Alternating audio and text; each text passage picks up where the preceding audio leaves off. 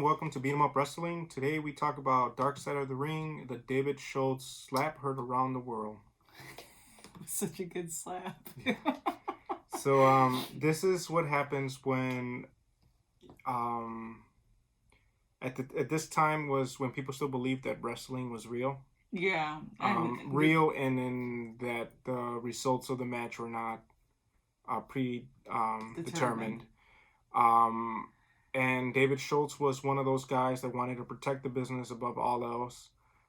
And he was known for being this villain. He was the anti-Hulk Hogan. He had been working with Hulk Hogan before WWE, and they were both had good chemistry, so that's why they were both hired by the WWE. And on the other side, you had John Stossel, a 2020 reporter who was trying to tell people that wrestling was fake. And he did an expose with Eddie Mansfield, and then the rest is history, how it all started building up.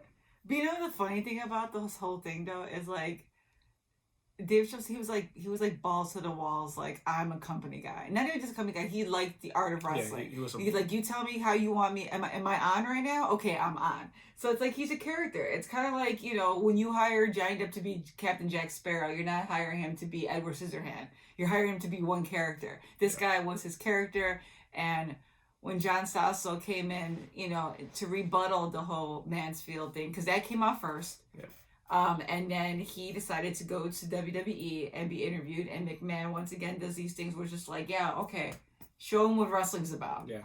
And he gets in his face. He said, take care of him. And he was just like, okay, take care of him? Like, am I in character? Of course I'm in character. There's a camera here. Yeah, he hit him so hard, though. I mean, it was a good open-handed hit. Yeah. And then he got up. The guy didn't want to stay down. I know he's kind of like south part of Chicago, or like born and raised. He's like suburban, you know. So he got back up, like not that smart. Dude just hit you. You should have crawled out of the way. Second hit he gets, he finally does crawl his way, and he doesn't believe he got hit, and he does file, you know, a battery report, and it gets pretty bad. And when you think that, once again, McMahon's going to take care of the people who love his company and love his business, what does he do? Not take care of him and not take care of the guy who loves his business. Once the lawsuit came through, McMahon tells Dr. D to go to Japan and let it blow over. And then in Japan they wanted to do it. Japan, and they were like, yeah, sure. So, but it was staged. They do a staged slap of a reporter in Japan. Meanwhile, John Stossel is pushing for the lawsuit. And then at this time, McMahon is trying to come out and pretty much make WWE what it is today, which is more entertainment. So when David Schultz comes back, he finds out that Mr. T is going to be in WrestleMania. He's out of the card. Yeah, there's no place for him anymore. Yeah, he gets pissed off, goes after Mr. T. He thinks Hulk Hogan's going to have his back. Hulk Hogan doesn't. Hulk Hogan, by this time, all his eggs are in the WWE basket. He is going to become a superstar, especially after WrestleMania 1. Yeah. So this was a guy that believed in the old school wrestling of protecting the business, as the business was moving away from that. The business was becoming no longer kayfabe, but breaking the fourth wall and letting people in on the fact that it's just entertainment. Yeah, we didn't even really get a chance to see how far this guy would have gone either. Yeah. And you know, he gets blackballed. Like, yeah, and then Hulk, he goes on TV and like chokes out another reporter by accident, showing him like the basic of mood of chokehold, and he literally makes the guy pass out. Yeah. And then he hits his head, and it starts to bleed.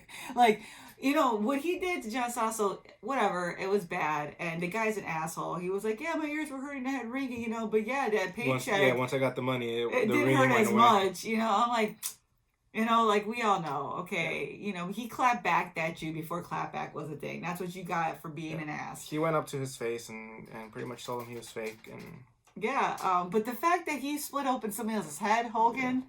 because he just let the man drop. He didn't even like, are you okay, brother? You know, nothing. He didn't like hold him up. He was just like, the guy just flew through his hands and like hit his head, and he was out on live television. Yeah.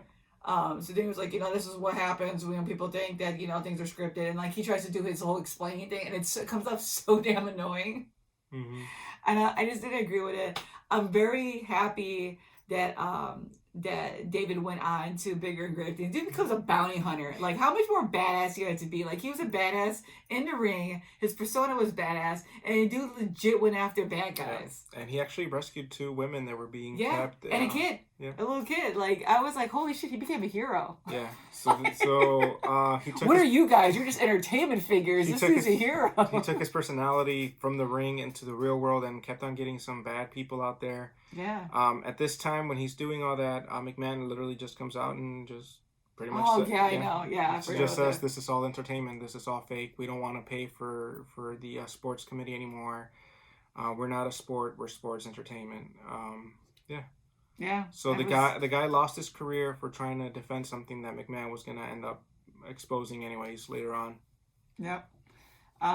But yeah, it was one of those things that was really interesting to watch because it's like McMahon just turns his back so quickly. Like, I don't understand like how big names like Hogan and them. Hogan he disappeared for a second. But even Hogan exposed what McMahon was doing with steroids and stuff in court. But it's crazy because when I was a kid, I always believed that McMahon took care of his wrestlers. That's something I would always hear. Oh, McMahon takes care of his people. Yeah, and then that went away as soon as I actually started finding out what he was doing. It went away when the internet became a thing. Yeah, especially with China, what he did to China. And then now with Dark Side of the Ring, it's just showing McMahon runs his business mobster style. He's the boss, and he's going to do whatever he can to make sure that his paycheck is protected. And if you get in his way of earning more money, then he gets rid of you. Yeah, it's definitely not to be messed with. I don't know exactly how far his reach is and what he's willing to do now. For David Schultz, when David Schultz was trying to do the independent ring, McMahon literally told the promoters, if you put David Schultz in your show, then you could forget about me ever working with you. Yeah. I'm glad things are kind of like on a change, right now with AEW a little bit because he needs competition. Yeah.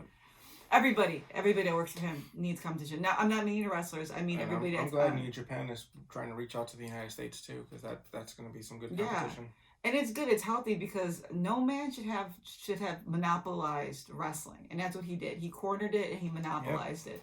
I mean, just the great exodus over what's going on right now, and we letting go of all the wrestlers. Like, you didn't have to pick up so much talent you were never going to use. What are you doing with them? I mean, look at British wrestling.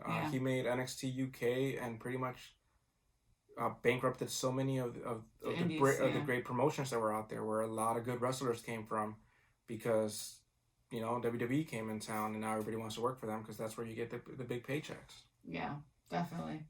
It's just hard to hear and listen to, because it's just one of those things where it's just like I understood, okay, he didn't want to have the lawsuits and things, but then you have him set up a thing in Japan, and then after that, the Hogan thing, like when the dude chokes him out, like when he chokes out a dude, and I'm like, wow, and even he says it, like, oh, I expected him, like, oh, okay, well, he did it, he should get in way more trouble than me, because like he literally hurt a guy. Hurt a guy. Split the guy's head. Yeah, and he was just like, and nah, nothing happened. Like, he was just as stunned as the rest of the the people watching. At that time, by that time, Hulk Hogan was he was too huge. McMahon was not going to get rid of his. I mean, Hulkamania was starting to run wild. And what you gonna do, brother? Yeah, when it runs all over you. Yeah. But another good episode. It's definitely worth seeing some of like his footage of him being a bounty hunter, and just the stories he tells, and just like him with his guns and his silencers. Like, tasers. The dude's a badass. He really is like a certified badass. But yeah, this was another one of those things where it's just like, and I remember John Stossel too. I don't remember this happening. Yeah. I think we were just. How old was this when we were just happening? This happened in 88? No, 88 was... Let's see. 19... Oh, we weren't even... I was even born. We weren't even born yet. This is why we don't remember it. We're too small. Yeah. We weren't even here. We weren't even a thought yet. Not even a thought. Poor guy. John Stossel, come on, man. You Yeah, know, I mean, he got his paycheck. I mean, you don't put your hands on somebody, yeah, but you don't you yeah, don't put your hands on anybody. But yeah, it's funny because you interview him now, and it's him now, and he still comes off such an asshole. yeah. Like it's David Schultz wants to talk to. Well, he says if he could talk to John Stossel, be like, "Hey, I'm sorry, man, nothing personal." And when they asked John Stossel what he would say to David Schultz, he says, "F you." yeah, see, it's just you know, I don't know, man. You poked at a man's Yeah. livelihood, and he poked back. So Yeah. He poked the big bear. I mean, at that time, even Cornette explains that if wrestling would have been exposed the way that John Stossel wanted to expose it, you were messing with these people's livelihoods. Oh yeah, because Eddie was like he was chased out. The dude was like that was it. He was done wrestling. Yeah. He Eddie Mansfield. Yeah, the guy that did the 2020 expose on it and showed him how to do like falls. He was in the ring with John Stossel showing him how to go against a turnbuckle and take a headshot, like hit against turnbuckle. Yeah. It's like it's crazy how 2020 also revealed the secrets of the magicians. Remember when oh yeah, that was in the 90s. Yeah, that was a whole series. Yeah. They exposed a lot, and now we're back to the point where we have like shows like America's Got Talent. We're like, ooh, magic! Like we want to be mystified. We want to suspend disbelief so that we could actually escape reality. You know, and it's good to have stories, and it's good to have wrestling, and it's good to have professional wrestling. Yeah. That's different from just entertainment. So, yeah, shout out to those people that want to make it professional again. But yeah, it's. I would like to see David Schultz be a manager. Yeah, right. Dude's kind of crazy. He's kind of crazy, but I mean, his points were valid. Like I couldn't even argue what he was mad about and what he stood for because he didn't just go up to somebody start a fight. He was on when he was supposed to be on. You know what I mean? Once again, a character. Yep, and I mean, anybody would try to defend their income and livelihood. Yeah. I mean, especially when you dedicate your whole life to something, and then if somebody's trying to like break it down and take it away from you, like break it down, dude. That's all I heard in my head when he said break. You know, you're gonna. I mean, I don't, and the slap. I don't even think he was trying to hurt him with the slap either. No, because if you actually look at the slap, I mean, he did knock him down, but I don't know. He was going for that ear shot to get the ringing in your ear, and that's he was like, I had ringing and I had pain and. And yeah, he got mad because the doctor told him like, yeah, I think you're making up this pain, and John Stossel gets mad at the doctor because the doctor pretty much tells him like, there's it was a WWE doctor, so he was mad. It was the defense doctors. So it came from WWE. But he won $500,000 out of this though. Did he? Yeah, settled out of court for $425,000. Yeah, that would have made me feel a lot better too. Yeah. So I mean, I would take an earshot for that. I would take a couple.